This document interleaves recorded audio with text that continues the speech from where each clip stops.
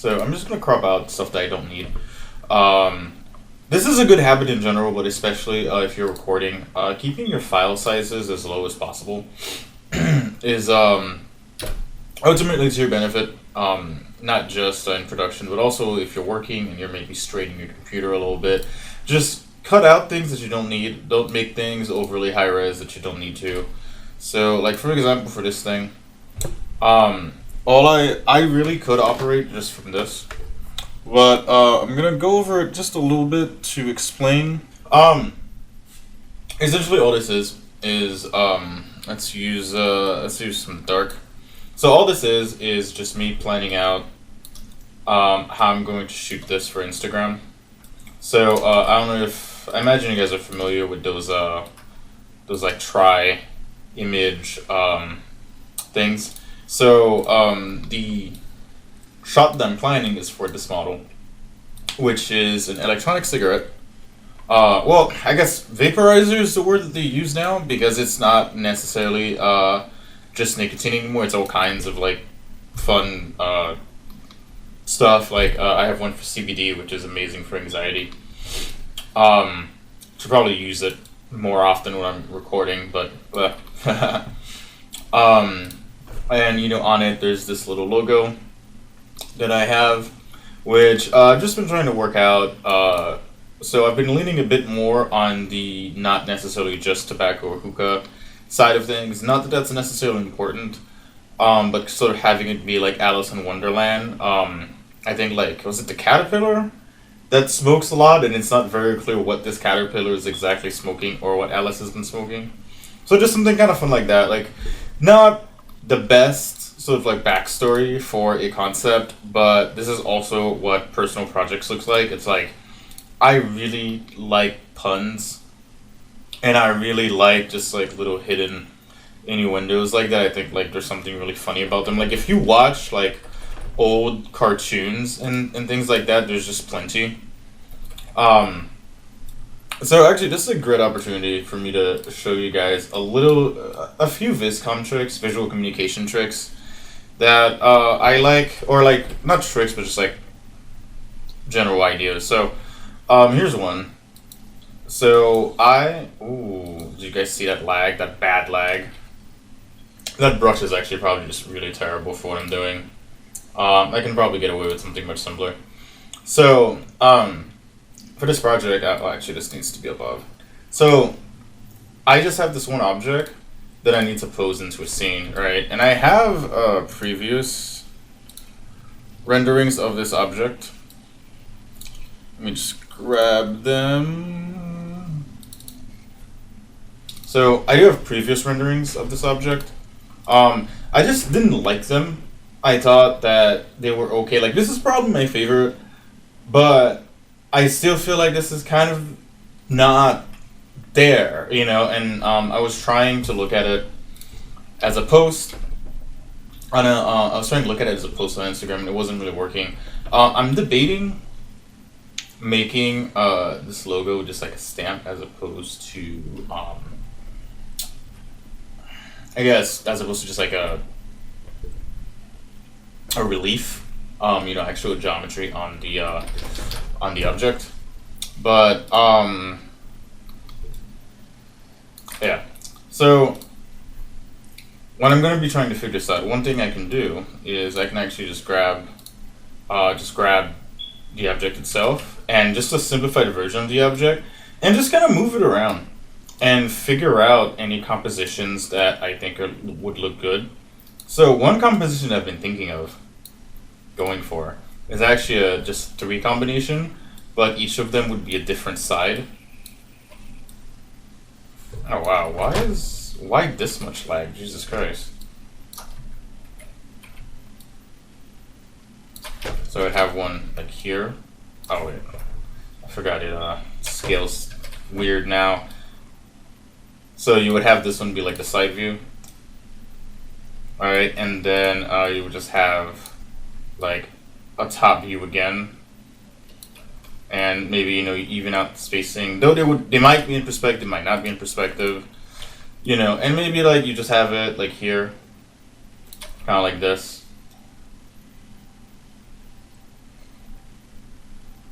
and just have maybe a composition like that.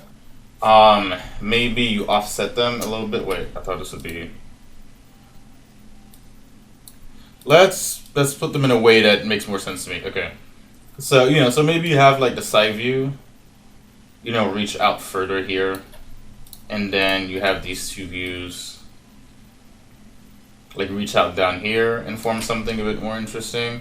You could also get it with two views because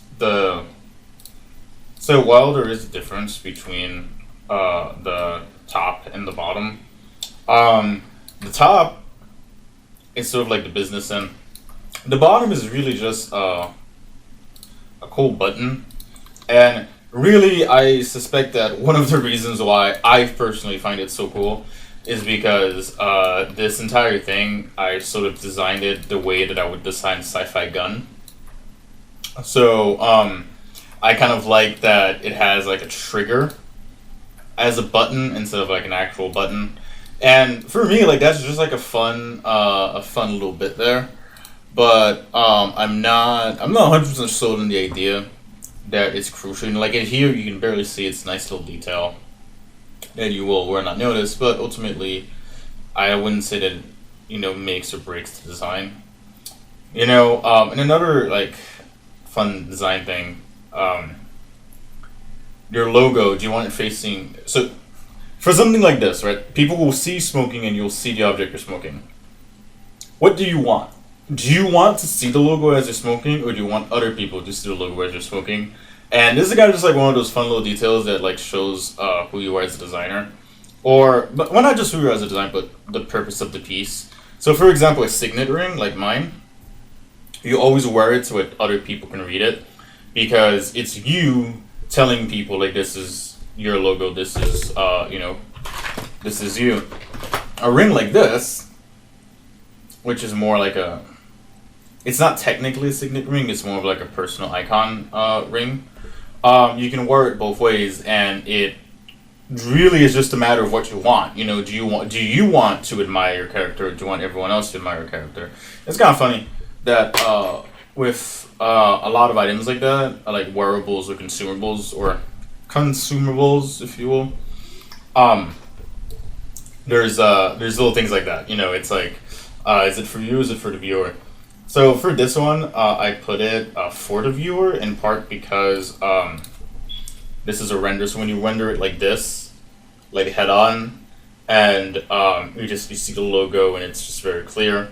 It's not actually not that clear. I don't particularly like the way that this logo is going. I might use white, even though the idea was to only use black, or I might use gray.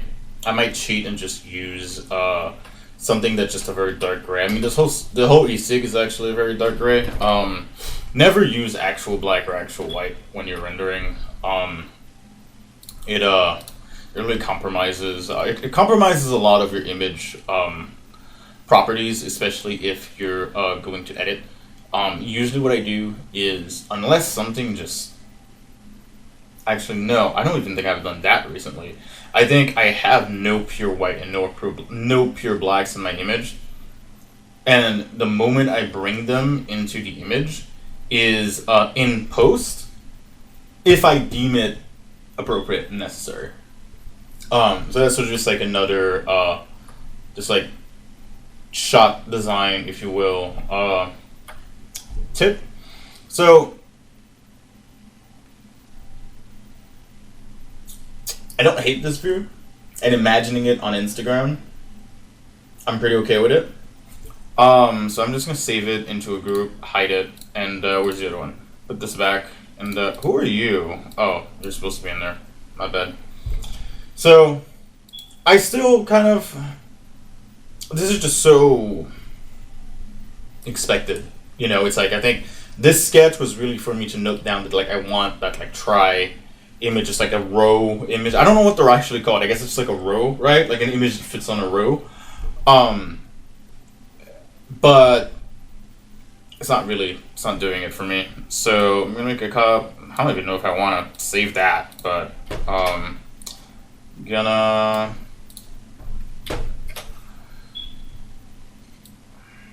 Let me see. Maybe I can...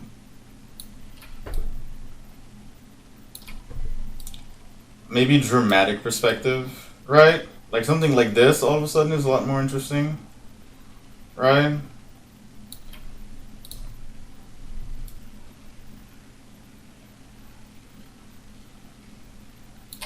Hang on. I'm gonna increase my clarity a little bit. A little bit more background information about this process actually. I never really show this process to anyone. In part because it doesn't really look that great. And it's also not the only working method I use, and I actually don't use this method that much when I'm working with other people, in part because it just doesn't look that great. It's effective, believe me, it's very effective. But it just doesn't look that, it's not a very sexy workflow, and one of the big reasons why I'm using it for this tutorial is actually because I think it would work well for a tutorial because I have things a bit more planned out instead of trying to figuring things out sort of as I go and trying to teach it at the same time, which usually I can figure stuff out and design on the fly very well, but I've noticed that there's something about trying to explain it and sort of going on these tangents to demonstrate what I'm trying to do.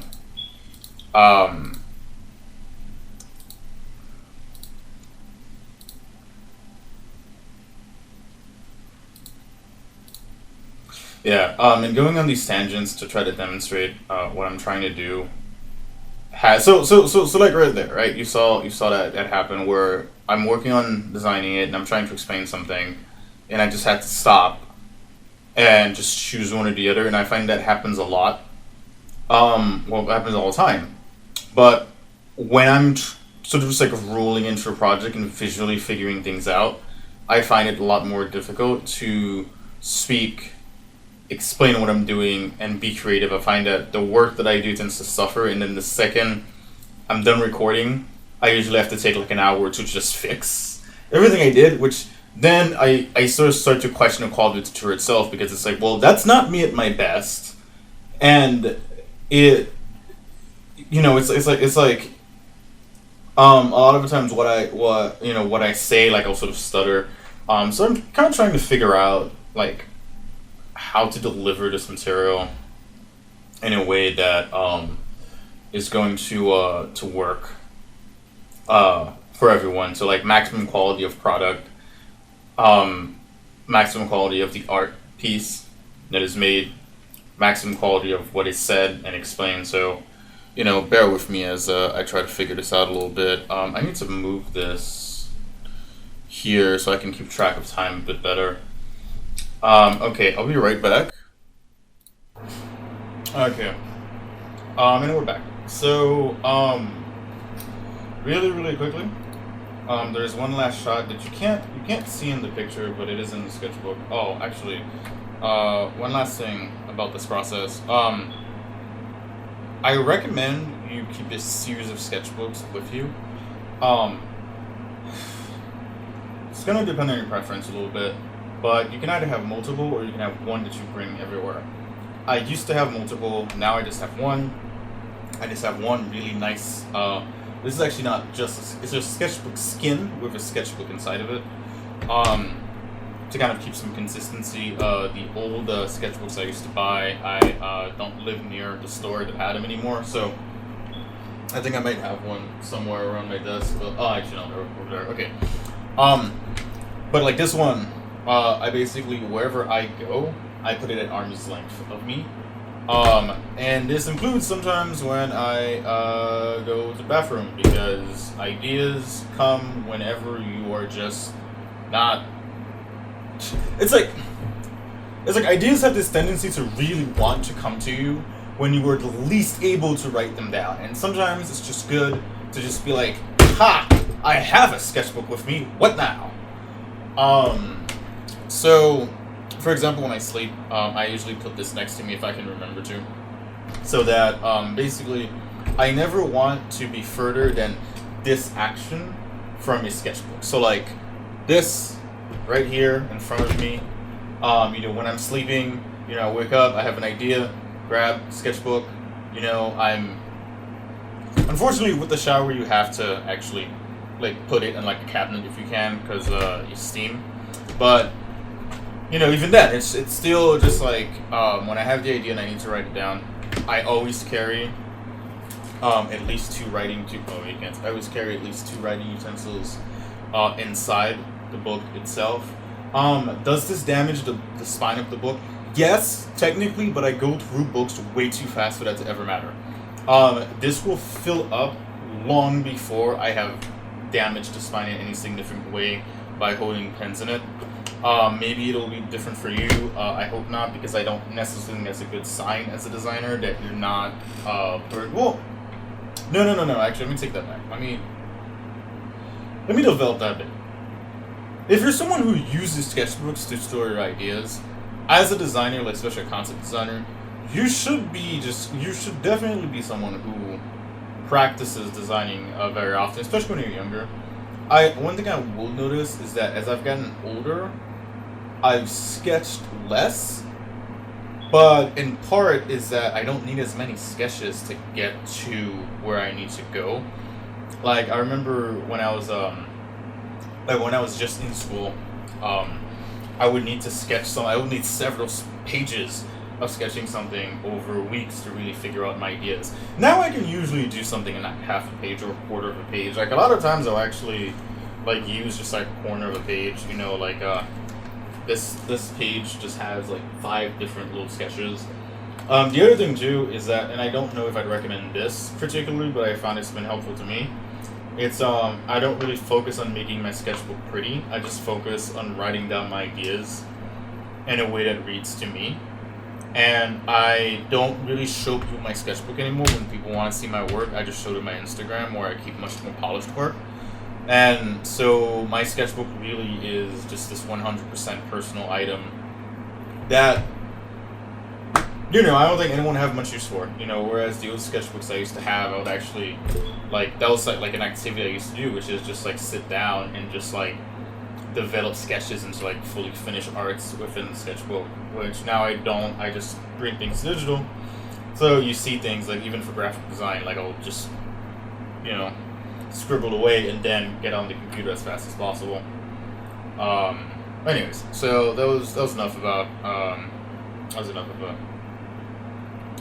rant, or not really much of a rant, I guess. Okay.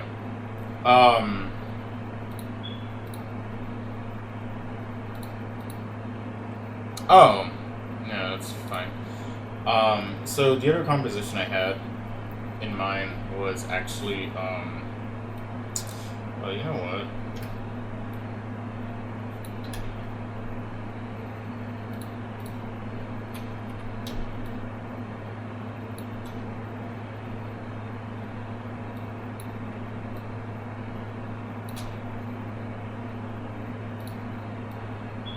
Oh. No, I want this one. Yeah, okay, there we go. So the idea I had was to have some kind of a logo somewhere, like maybe here. Alright, let's just do something more solid. And then to just have the e-cigs. Okay, this is gross. To just have the e-cigs like laid out in some way. Maybe have a bit more perspective on that.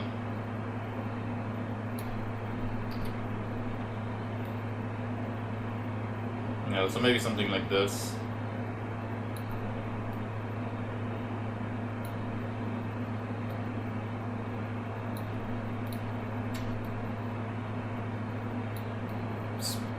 Didn't mean to bring those with me, but that's okay. This composition has been floating around for a while, and I haven't really liked it, so I'm really just putting it on here to be able to say I've put it on there. But I have no real love for it. There's usually at least one composition that you'll find that you just don't care for. I usually write them down anyway, just to just for kind of like the closure of it, really, just so I can be like, I wrote it down, I tried it out, and as you can see, I wasn't exactly super enthusiastic about it. I usually try to be a bit more enthusiastic, even about the ideas that I don't think are that good. But for this one, you know, I had actually already tried out kind of a version of it. It just, yeah. So, of the compositions I see right now, I think this one or this one are definitely the strongest. Now, as far as which one I'm going to do, I really like the focus of this one, and part of the reason why I like the focus of this one is that there was something else in this concept that didn't really pan out, but oh wait, no, sorry, wrong view, my bad. We just have the opening be what is themed as Alice in Wonderland. So like the opening would be the logo, if you will. I tried it. As you can see, I tried it for quite a while. Actually. And I don't know. It's just I don't. I'm not feeling it. I'm just not. I end up going with Where You See Me Now. Let's wait. Somewhere in here. Yeah. End up going with Where You See Me Now. And I like this better. But I do think that there's an opportunity still to have the lighting area be something cool. Especially since I'm still not 100% sold on the idea of it just being like a lit up suction area. You know, I think maybe I could sort of go and push the sci-fi gun route. And so this idea, especially considering I might have this not be geometry anymore, it really appeals to me with this, because then the logo could be like this shot, like right around here or right around here, right? And then you would have like a really cool opening that I really wanted. Though, looking at the geometry that I'm working with,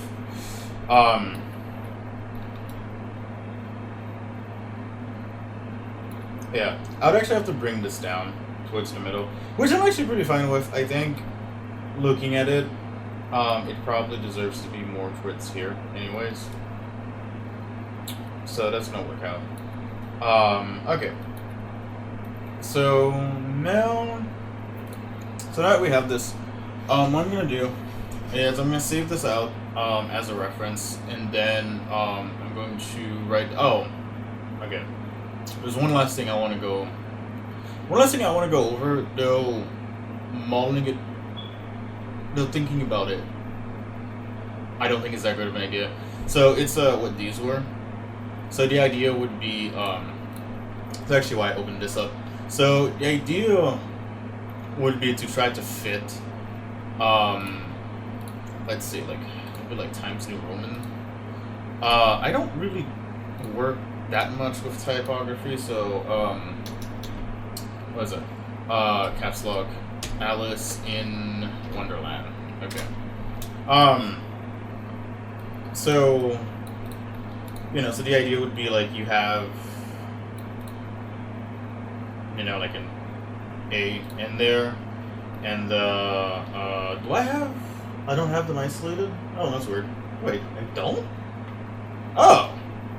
That's super, okay, you, come here. Bye. Oh, whoa, let's see. Bye. That is very weird. I really thought I had a version of them where it's just them isolated. Oh, right, and this one's like 4 parts.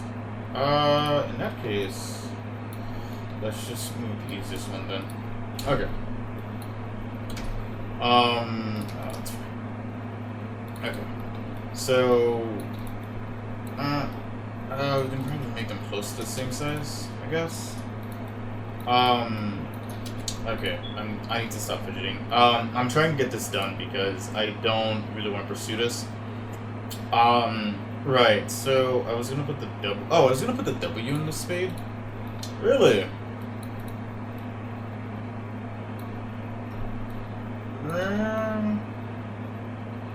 Unfortunately, that's not that bad. Let's actually put them at the proper color though, so that they're not, oh, this might work better in red. No, I actually put it back in black. Black, black, black, black. I mean, that was strange. Alright, so, oh wait. I don't need to keep referencing, right, I wanted to put the I in the heart, which, now that I think about it, like, why? Because, like, it's not that it doesn't work. Oh, okay, no. Or, okay. I see what's happening here. Control C, Control V. This is what I actually need to move. It's not that this idea doesn't work. It's that, it's sort of like a needless departure from, the original.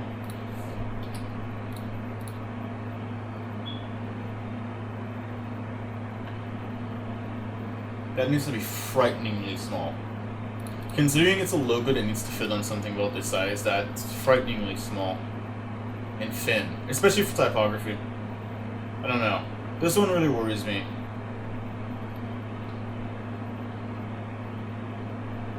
Yeah, but it's also one of the most kind of like simple and easy to recognize, so maybe there was something there. Wait, was I just gonna put an 8? Yeah, just... Oh, okay, that one I actually agree with. Wait, I actually agree with putting a diamond inside of a... Wait, how high are you? Yeah, I actually kind of agree with the idea of putting a diamond inside of them. It's never proper. Yeah, okay. Yeah, that's the mathematical center, but that's not gonna work for us. I'm gonna put this here, and ooh, that was the complete wrong button. The length center I actually use, or height center, depending on which way you want to say these things. So I can't use. I can use this. Actually, I can use this. Okay. I might make that asymmetrical. If I were to do this, I would probably have to use a more symmetrical A. Right now it's giving it a sense of depth and perspective, which I don't want for this. It works. The asymmetry works here for this because W is kind of cool and weird, but also the spade itself is asymmetrical and very complex. So this works. Sort of the same thing but inverse for the heart. Heart very symmetrical, very simple, and on top of being simple, it is incredibly iconic. Like, everyone knows this symbol. So even if it were more complicated, the fact that everyone immediately recognizes it gives it a certain simplicity to it. It's kind of like a skull. Like, a skull, most skulls are actually fair. The minimum that you need to make a readable skull is fairly high. You can make it readable with a few exceptions, but most skulls are actually fairly high in detail. But because it's so iconic and it's so immediately recognizable, you can treat it as if it's a simple object in a lot of ways, because people will just recognize it immediately. They know what it was. When you have a more complex and less familiar object, you actually then require your viewer to take the time to read and figure it out. And I'm sorry, that A really bothers me. It is visually offensive. So I'm gonna come in. I'm just gonna cut it in half, or not even half. It just really bothers me. It's kind of hard to look at it. Okay. So, again, not even that Times New Roman, not even that there's anything wrong with Times New Roman, it's just that, like, how asymmetrical that A was and how just, oh god, this looks like the guest symbol. This looks like the guest logo. And also, I definitely messed up something with the, width of that A.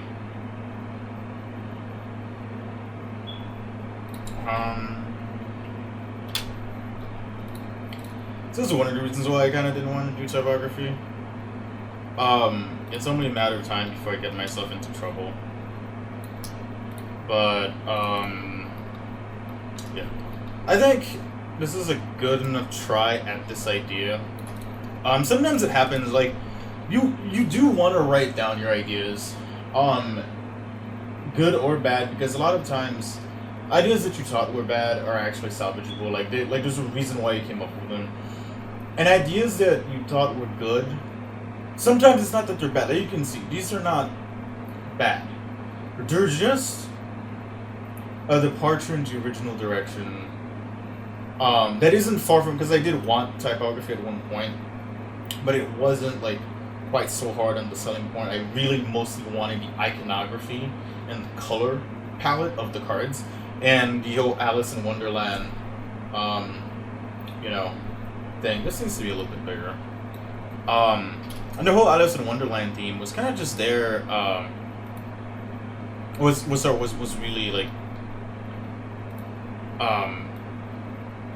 like the pun, you know. So really, the core of the project is an Alice in the Wonderland vaporizer concept or series of vaporizers.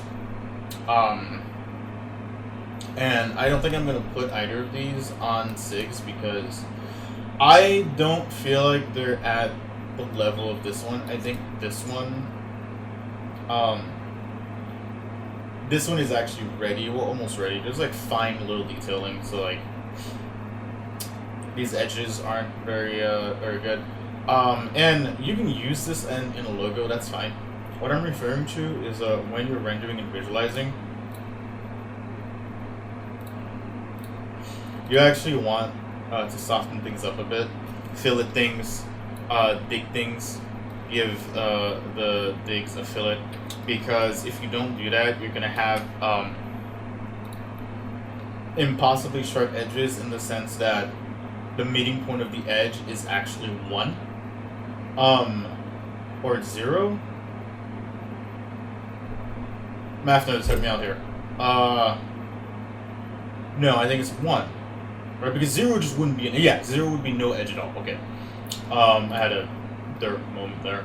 But essentially what would happen is that you would just have like a 1 point meeting spot, which means that there would be no highlight, because to have a highlight you need at least 3 points that has a poly. So when you're rendering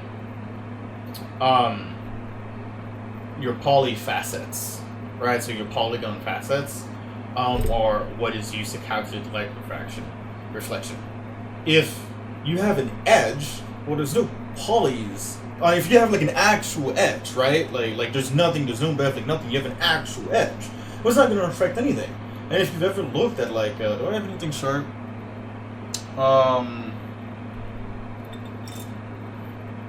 Sharp. This is not that sharp, and it's also covered in clay. I don't know, grab like a knife or something at home and put it under light, or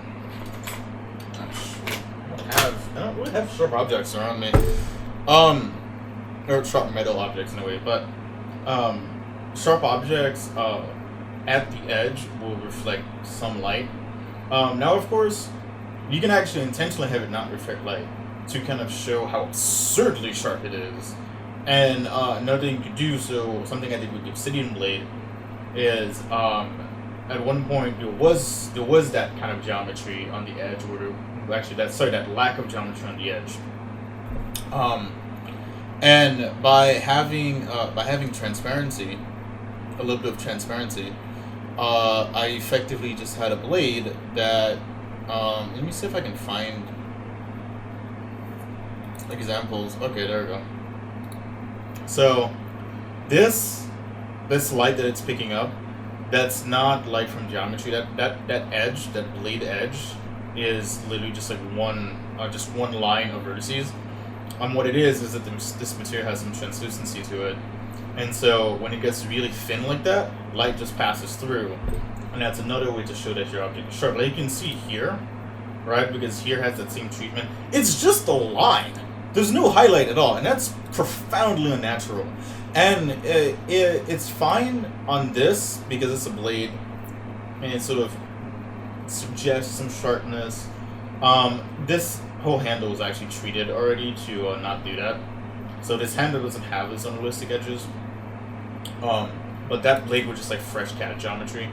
Just like fresh and rough CAD geometry. This is actually already treated for like poly rendering and so on, which is why it's so, everything is so soft. And it actually has like a three-dimensional edge, if you will, or like a, I don't want to say a rolled edge, but just like a treated edge. So you can use the fact that when you have those sort of edge readings, you have the light will sort of, it will pick up the light. It won't pick up the light, but that has to be something done intentionally. Don't do it on like something like this where it's like you want this to, even if this were a sticker, by the way, even if this were a sticker, don't just put a flat plane on it. Give it some depth, like some tiny bit of depth, or run a normal map through it so that it's elevated a little bit. You want some kind of an edge. It is so unnatural, and it's so natural to not have that edge, but it's also so easy to add it, because literally all you have to do, right? So let's say you're in Keisha and you're using an alpha to do a stencil. Just give the stencil a material height. That's it. Just put the same alpha that you're using, plug that into normals, and then give it a height, and that's it. It's so easy, and it bumps up your realism so much that like I just don't see why it's not done all the time. Maybe rolling, giving like microflits to all your edges in your CAD model, maybe that's a bit too much. But when it comes to like something that you're gonna end up making as a piece of paint, right? Like I'm gonna make this a piece of paint eventually. It's so easy, so easy. Please do it. Please do it. Okay. I'm gonna clock out for a second, get my stuff together, and record the second part. So I'll see you guys on the flip side.